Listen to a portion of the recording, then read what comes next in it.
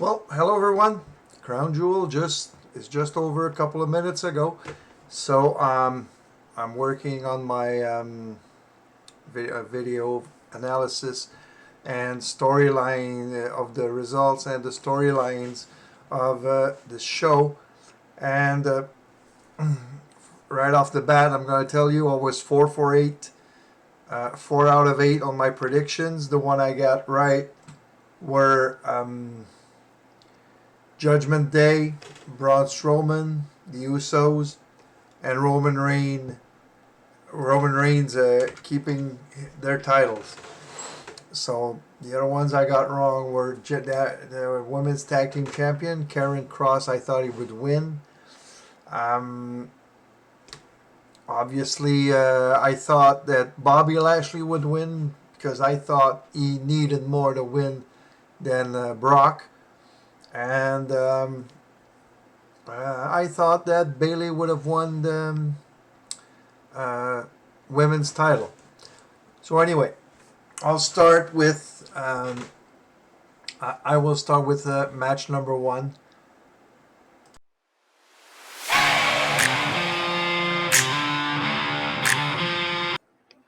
So match number one, Brock Lesnar versus Bobby Lashley.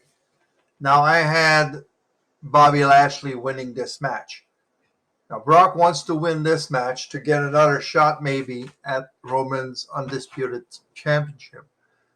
While Bobby Lashley wants to win for two reasons. First of all, to avenge Brock's attack that cost him the United States Championship against Seth Rollins some 3 weeks ago.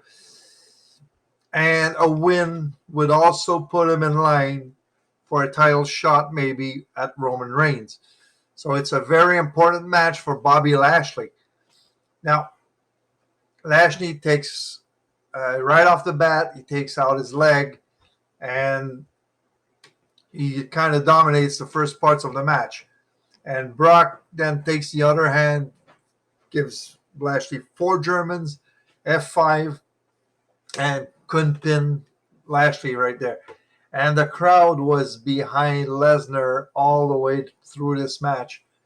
Lashley was kind of was looking like the heel in this match a little bit. Lashley then applies the Hurt Lock on Brock, and uh, Brock almost passes out, but then he goes to the corner, pushes himself and Lashley from the top with his feet, with his foot on the top turnbuckle, lands on Lashley and he locks Lashley's arm on him, even if he has the full Nelson. So that way, when he locks his arms like this, he prevents Lashley from getting free his arms to kick out. And that finish is very well thought. Uh, and Brock wins the match that way. So that finish was a very well uh, planned finish for this match. Brock gets the win. So is he going to be next in line for a title shot? I don't think so because, well, Brock was basically there to satisfy the Saudis, which probably requested his presence there. So after the match, Lashley acts like a heel and puts the Hurt Lock on Brock once again. And basically, Brock basically passes out from the hold. So does that mean that Bobby Lashley is turning back into a heel? Maybe. I don't know. Well, time will tell. But for now, that's what I take out from this match. So Bobby loses. He won't be the next in line for the Universal title, even though you never know. Sometimes you can have some surprises like that. So on to match number two.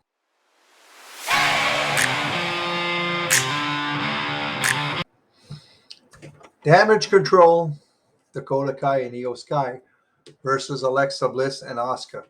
Now, Bliss and Asuka just won the titles on Monday, and I I really thought that they would keep the titles to have, and well, in my predictions, I said that they would keep the titles and that Bailey would win the Raw Women's Championship, to split the titles into in both factions, even though Bianca, Asuka, and Bliss don't have a faction name already.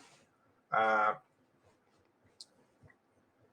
so maybe call them Blissist or something. just uh, just out of the blue there. Okay, so before the match, there's an interview with the champions, and at one point you see the champions, Bliss and Asuka, with whoever was interviewing them. I don't remember. Uh, I think it was Kayla, and there's a TV in the background. And when Asuka start no, and when Bliss starts to talk, you see Bray Wyatt's symbol appear on the TV, and you see Alexa being distracted by it and kind of being caught up with it for a couple of seconds, and then she snaps out of it and comes back to an interview. Now, uh, this is pretty interesting because that kind of shows that maybe Bray Wyatt has some power left on Alexa, and that could be linked later on. There could be a story that Alexa could be linked to Bray Wyatt's storyline later on. So that could be interesting, but that's really a hint that Alexa and Bray are going to be involved together again, and maybe we're going to have the return of the Dark Alexa Bliss. And I really loved that persona for Alexa. So we'll see how it goes. Now, for the match itself, match was very good. Uh, I've said numerous times that uh, ladies' match or women's matches are sometimes and a lot of times better than men's matches. And this one was no exception. And Damage Control wins the match after an interference from Nikki Cross. Now, Nikki Cross working with Damage Control, that is kind of setting up, like I said, for after my Raw results, or maybe it was my Raw results. That kinds of sets up a War Games match for Survivor Series in 3 weeks, with Damage Control, Bailey, Dakota, Io Sky, and Nikki Cross. And apparently, War Games is going to be 5-on-5. So there's one person missing there. And on the other side, we would have Alexa Bliss, Asuka, Bianca Belair, and Candice LeRae, and a fifth participant. So that's what I think is coming for this feud. And for people that were kind of pissed off that Dakota Kai and Io Sky lost the titles, well, they got them back. So good for them. And on to the third match.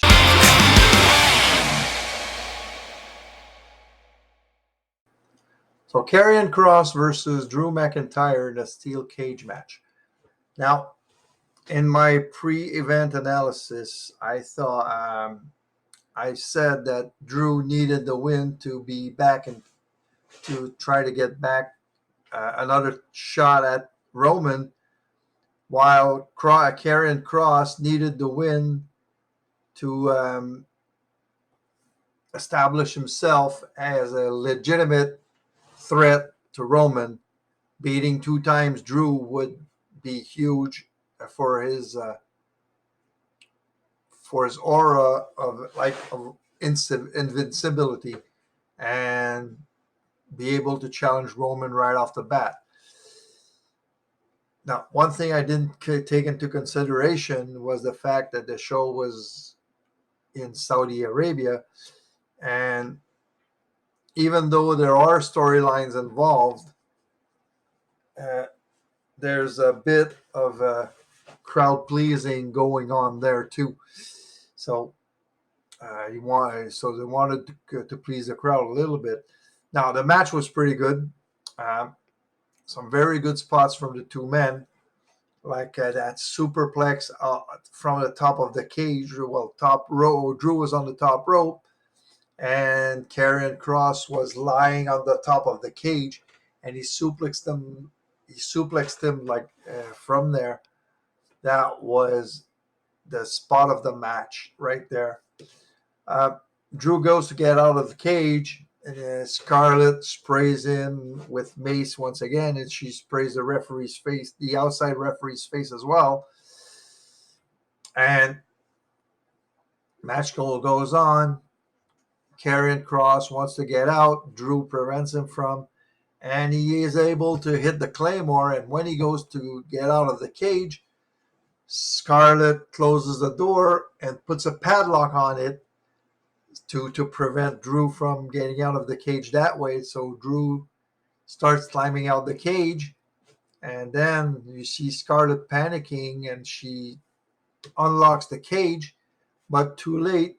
Drew wins the match, and he just he climbs out of the cage and lands his feet before Karrion Kross could get out of the cage.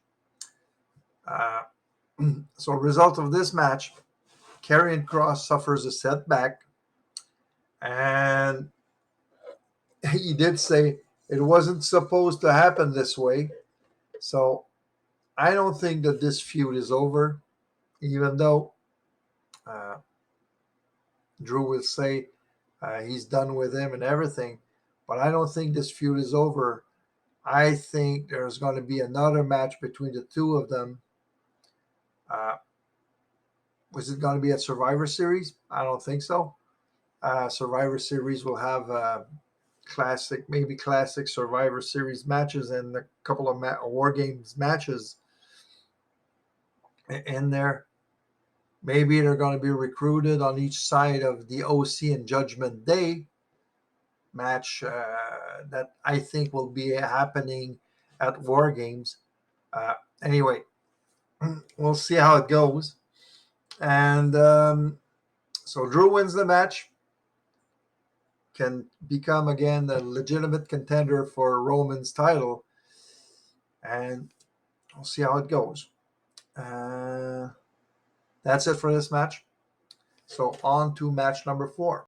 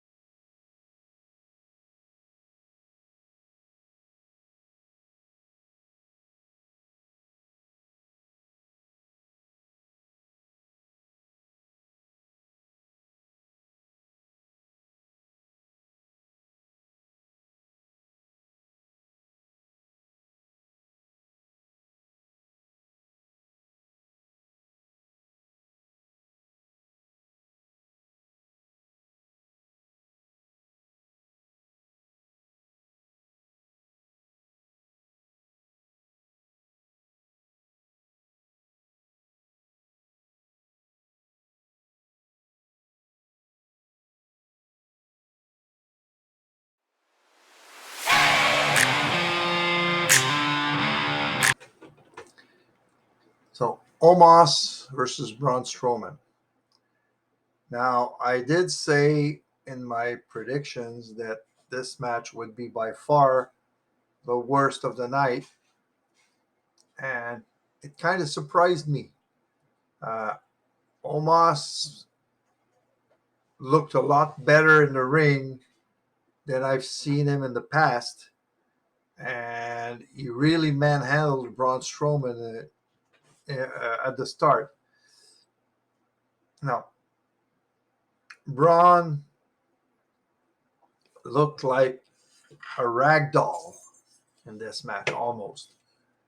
And when he went to do his freight train or freight truck thing around the ring, almost almost just leveled him with a like a Vader thing that he was doing in the past there. And well, that match was the psychology of the match was very good. Uh, for those two big men to have this kind of match uh, was pretty entertaining. Not saying it was a great match, but the psychology of the match was perfect. You have the monster heel Omos, the giant, manhandling the babyface Braun Strowman, who's not a small man, and Braun comes out on top with a running power slam, but he got his ass handed to him in this match. He had a lot of difficulty to beat Omos, and I don't think that this feud is over. Um, Even though they're on different brands, I think they're going to face off again at Survivor Series. So, because there might be a little brand versus brand again competition there, we'll see how it goes. But uh, I was surprised by that match, honestly. Um, Braun wins the match, so that could set him up to be a contender for Roman because he just beat a 7'3", 416-pound giant, and that's impressive. So that's the second match I had right in my predictions. On to match number 6.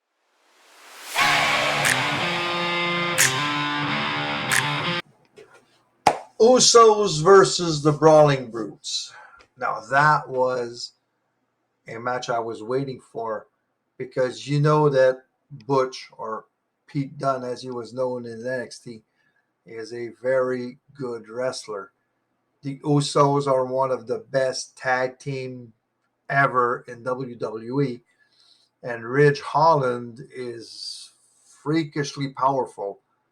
So, and the Brawling Brutes are on a good momentum right now. They've been winning their matches, but I didn't think that they would be the ones to dethrone the Usos. Um, I have a good idea of who's going to dethrone them. I I think you guys know who I'm talking about. That storyline is developing very well. We saw like I said in my SmackDown review, uh, we saw something about with Sami Zayn and Jay with the tag team titles and everything. So if you're curious, go watch my SmackDown November 4th review, and you'll see. I think a lot of people are seeing and are hoping that what I'm thinking um, is going to happen. So the Usos and the Brawling Brutes put on one hell of a match, and the Usos did win the match. And man, that 1D from the top rope on Butch was something else. When I say that the Usos are one of the best tag teams in the history of WWE, this is one example. Uh, what a to be doing this kind of finish from that is awesome. So Usos win the match. They're going to face New Day on Fridays on SmackDown. And if they win that match, they will break New Day's record. Now, we'll see. We'll see Friday, but I think that the Usos are going to retain and break New Day's record. New Day hasn't been dominant in the last few years, weeks or months, except when they won the number one contendership earlier this month, earlier in October. So anyway, great match. Usos continue to run, which is very good, and the Bloodline is the most dominant faction. I know the Shield was there. I know Roman was part of the Shield, but right now the Bloodline are dominant, and the only thing missing right now would be Solo Sikoa to challenge Gunther for the Intercontinental Championship. And never say never, it can happen. So kudos to Brawling Brutes. Great match. Usos continue their title run. And on to match 7.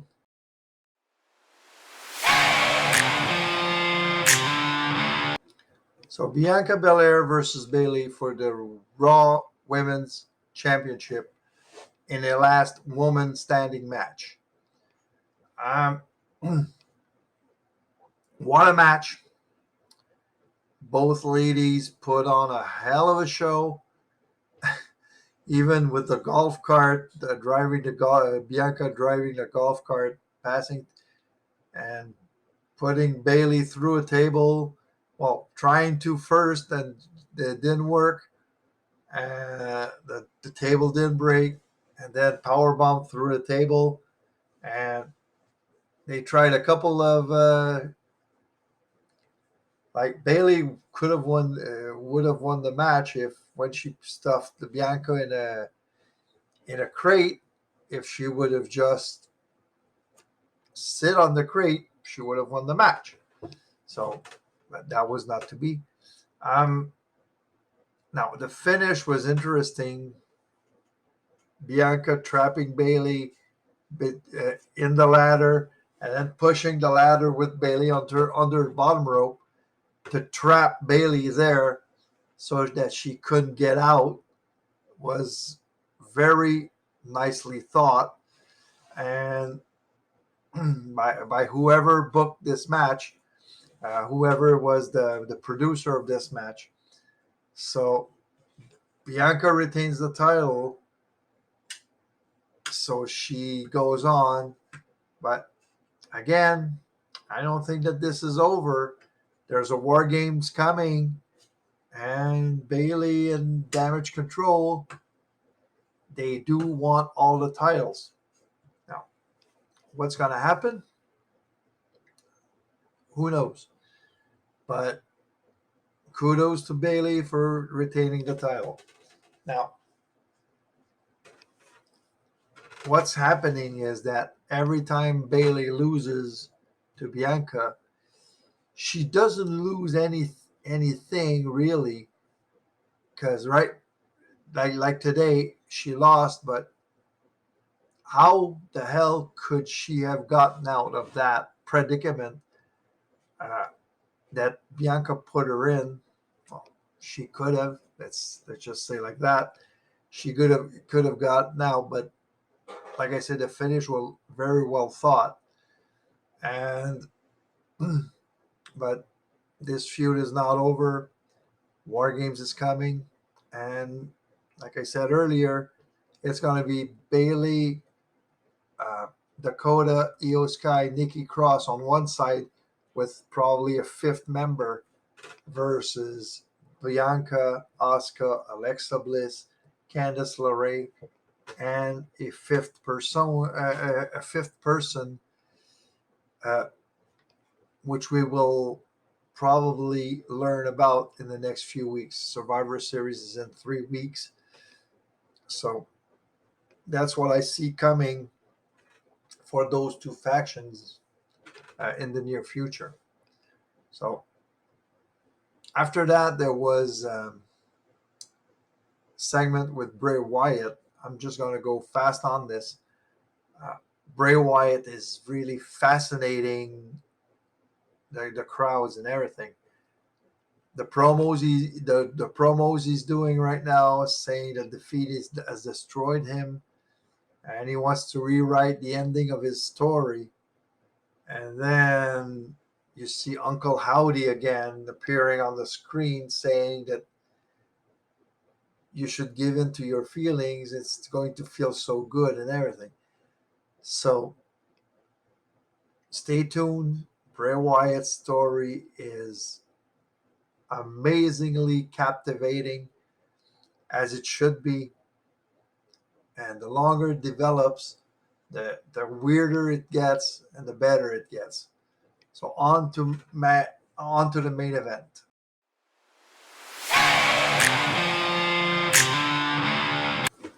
So Roman Reigns versus Logan Paul for the WWE Undisputed Universal Championship. What a match. I can't believe that Logan Paul is only at his third wrestling match. Of course, he's training every day, but you see that the guy has it. He's a natural athlete, and he does things that I haven't done in my 15-year career, and that most of us are not even able to do. And he's doing this like that in 3 matches, and maybe what 6, 8, maybe a year of training. Man, this guy, this guy blows my mind. And he almost had the titles. He put on a great match, and Roman was selling for him like he was facing a 10, 15-year veteran. That match was very interesting, and it was one hell of a match. Now, at one point, uh, and I put it on the Crown Jewel Twitter feed. I said, "Oh, top rope frog splash through the table coming," and Logan Paul delivered that to perfection.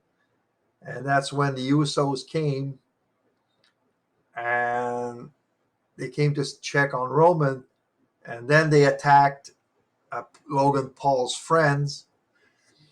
That's when Jake Paul came out, knocked out both Usos, and Solo Sikoa comes out.